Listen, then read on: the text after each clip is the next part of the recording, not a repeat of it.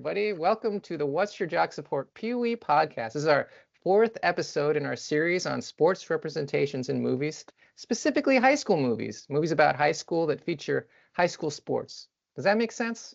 At any rate, the series is called There's No I in Teen, Playing Sports, Playing Identities. We review some of our favorite and some of, well, the favorite and hopefully your favorite movies where high school sports and growing up face off. Exploring the theme sports draws out in the movies from more literary. I'm a professor of English, teaching classes in transmedia storytelling, remix, rhetoric, and media ethics, and Lauren and Christina here. Hi, I'm Lauren, and I'm a sophomore in college. I play on our women's soccer team at school, and I grew up around the school that used to be known as T.C. Williams and is featured in the film we are reviewing today. I am a business major currently. I'm also a white female, so that's just to have information about like my biases and everything like that. Hi, I'm Christina, and I'm a senior in college. I am a marketing major and a business admin minor, and I'm a biracial female, a mix of white American and Black Caribbean, just to give some context to my biases. So why are we revisiting these classics? We think it's fun, and that should be enough, but we know we've got to do more because there's a lot of podcasts out there. And we're trying to do something a little bit different. So we're going to play with some academic-y theories and show how academic discourse can complicate sports in a fun and accessible form. We want to be good team players. By the way, I'm white, cisgender, non-binary. I don't like to be stuck in those positions. And that's a little about me, so you'll hear some of the biases that I'm coming from when watching this movie, which you don't know yet. This week, we will review a movie starring some superstars, Denzel Washington and Ryan Gosling. Paul, how do you feel about watching Remember the Titans? Yeah, Paul, any trips down memory lane? Yes, there were several trips down memory lane. And first of all, I want to say, even though you can't see this in our podcast, I'm wearing a number one dad shirt because I am a daddy. And you know that Coach Boone likes to say, "Who's your daddy?" But I am a daddy, so I could actually say to some people, I'm your daddy. And I can tell you, if those kids actually treated Coach Boone like he was their daddy, there would be farting on faces. There would be peeing on everybody off of decks. I've been peed on off of a deck by my son. I don't know why, but that happened.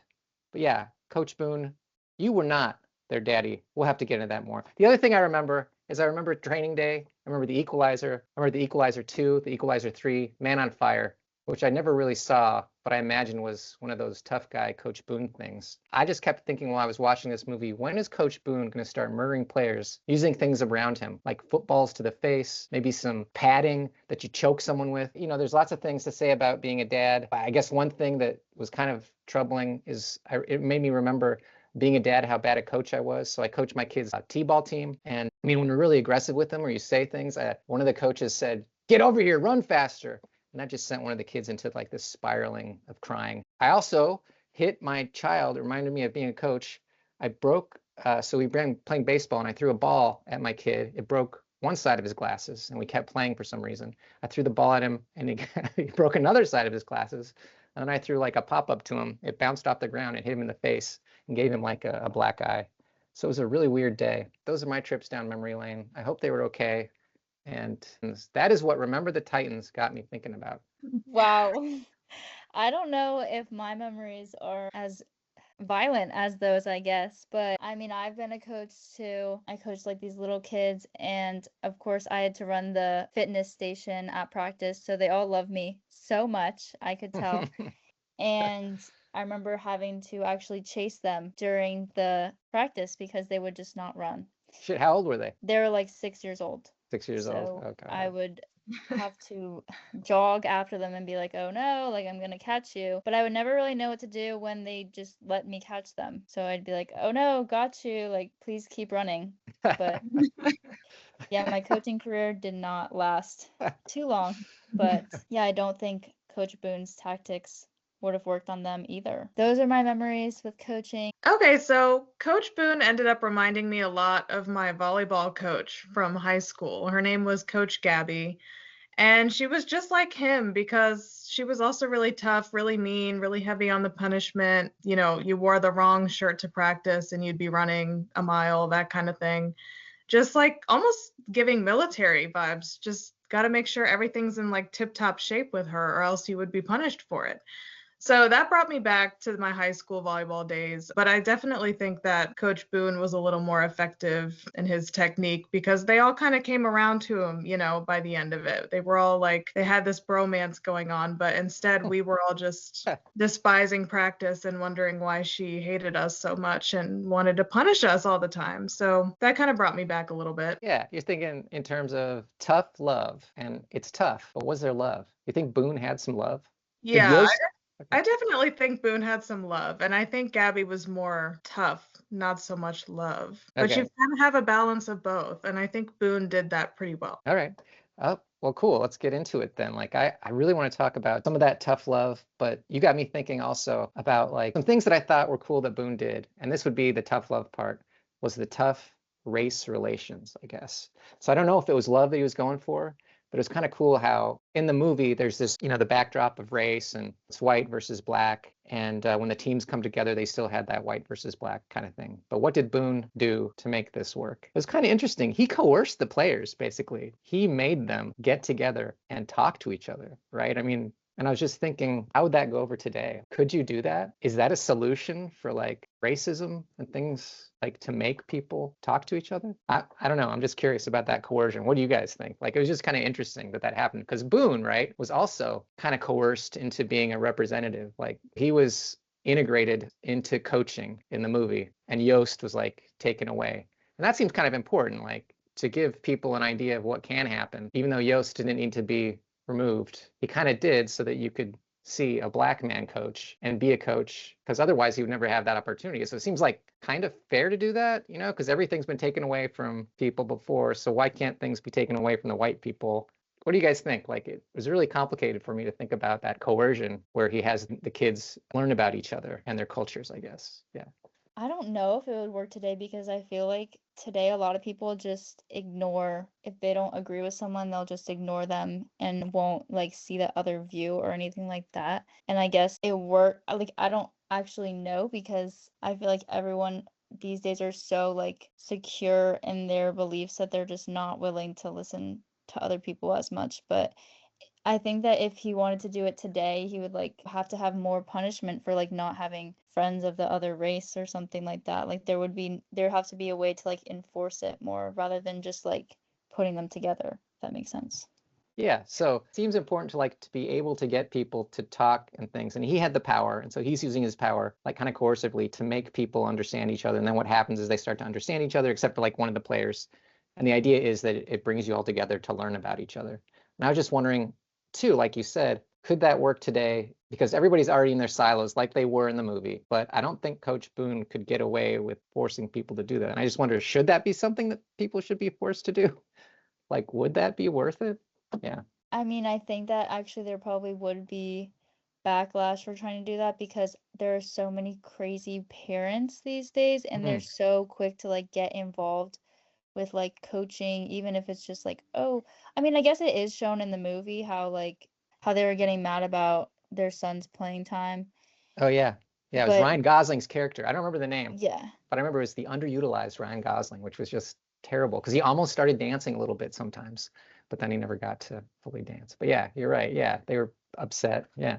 Yeah, so I think now like parents are like it's easier for them to take action, I guess, or like to attempt to take action and be like, "Oh, we're going to move schools if this happens," or "Oh, like I'm going to report this to a higher administrator or something," because they can just like email it in to complain or try to like make change, I guess. So I think that Coach Boone's kind of like forcing everybody to come together, I think it was necessary because I don't think they would have come together otherwise.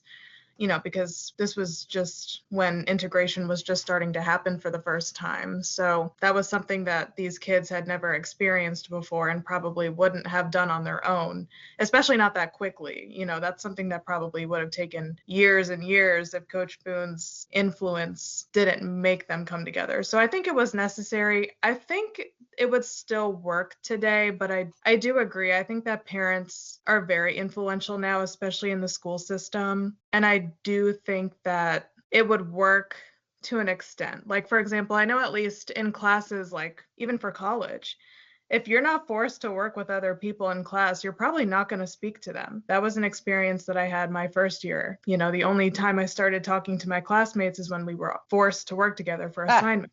So I think that technique still works, but maybe not as forcefully as Coach Boone used it. Yeah, tell me more about that, Christina. So you were forced to work with people. Did that make you a better person, more tolerant? I guess the thing wasn't about race, right? When you were forced to, it was to accomplish some other goal. I guess Boone's goal was to get them to play together for competition, understand each other, I guess was part of it. Yeah, so I was curious about that, Christina. And I want to know about Lauren, like your experience as a soccer player with teammates, like having to get to know them. Can you hate a teammate and still play with a teammate? Anyway, just a couple things I was curious about. I found that I benefited from like kind of the group work and being forced to work together because I made friends and I met people that I really have great relationships with still to this day. So I'm grateful for it. I would say it probably enriched my life for that reason. Obviously, you're going to hit bumps in the road where people maybe aren't pulling their weight or are just difficult to coordinate with in general. But otherwise, I would say,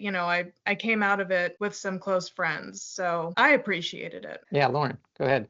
I want to know, like, could you kick someone off your team if they're not pulling their weight? Could you be like, listen, Well, there's definitely like, if people are like offensive towards other people on the team, then I think that kicking them off can just be beneficial, because it's like, if there's one person who's like a parasite, I guess, then it's okay to like, if they're like toxic to the team and hurting the team, then there's no real reason to like be there. And at the end of the day, like a part of a team is to be like a community and like a safe space for everyone, at least on all the teams I've been on. So I think that, yeah, it's okay to kick people off, but then again, that's like if people are being like discriminatory towards others. But if it was like, oh, you just have like drama, like, oh, this girl like tried to kiss my boyfriend or something like that, you can't really kick someone off a team for that, I don't think. But it's definitely a lot harder to play on a team with people you don't like.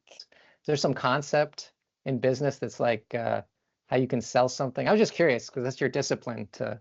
That's a good question. I think the first thing that came into my mind was your competitors, the other people in your industry that you are competing with. You're going to unite, to try and beat them or to do better than they are, to be beat them. It just sounds so terrible. Oh my God. You're going to beat people? Competition? Oh, it just sounds evil, doesn't it? Yeah. Well, as you guys know, I work at American Eagle, and one of our biggest competitors is Hollister. So we're always kind of closely tracking Hollister's numbers, how they're doing on the year, what their business is looking like, and trying to kind of stay ahead or see what they're doing. Like right now, I know that they're beating us in business, at least in this current like moment. So I think, yeah, you can be united against not necessarily your enemy, but maybe just your competitor, your partner in the field, that kind of thing. Do you think, like, because I was just curious, right? So they came together to win, and they have, is it fair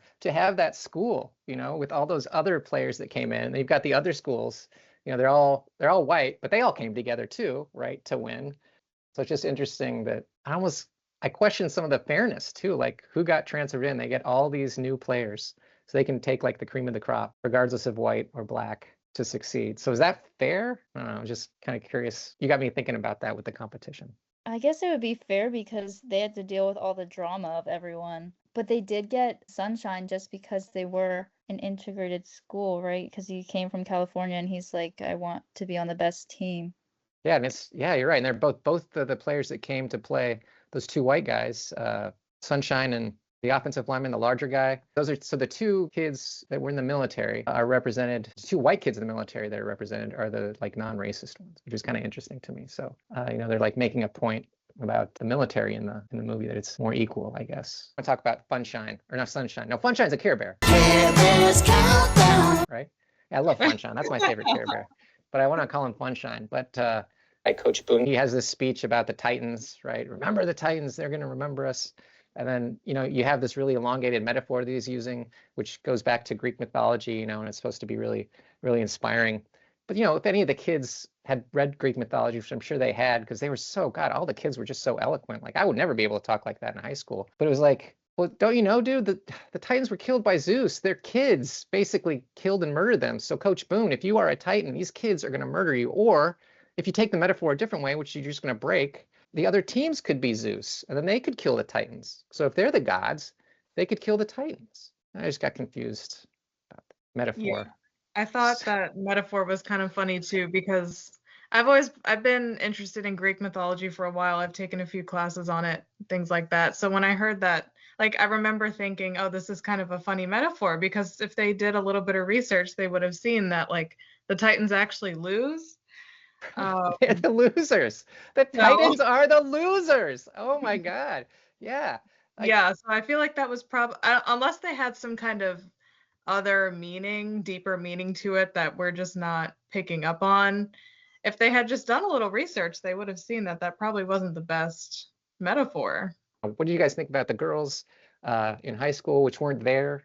If we could talk about that, and then, all the other, because the mothers didn't really have much to say either, his fathers, and then And I liked that, the two women characters that they really focused on, which was, well, the three really, the little girl, Gary's girlfriend, and then Gary's mom. All three of them sort of end up coming around to the Black players on the team and end up supporting the team. And you see them kind of soften up and, start to become more friendly towards the Black players towards the end of the movie. But that was it. There was no like elaboration on that process of coming to terms with what was happening. It just, you're just kind of left to infer that, over time it became easier, right. Thanks for listening to the latest episode of Pee Wee Podcast, episode number 4. Remember the gods, because we think that's what it should be named. Christina, what do you got to add? This was fun. I had a great time watching this movie and talking about it, and yeah, good times. Lauren, any final words? And then I'll say, you know what? Why don't you comment and like us on different social medias that we're on. Thank you for listening. Hope you enjoyed. Yay, we did it. Yes. Like us, comment, whatever you want to do. All right. See you guys later till the next episode.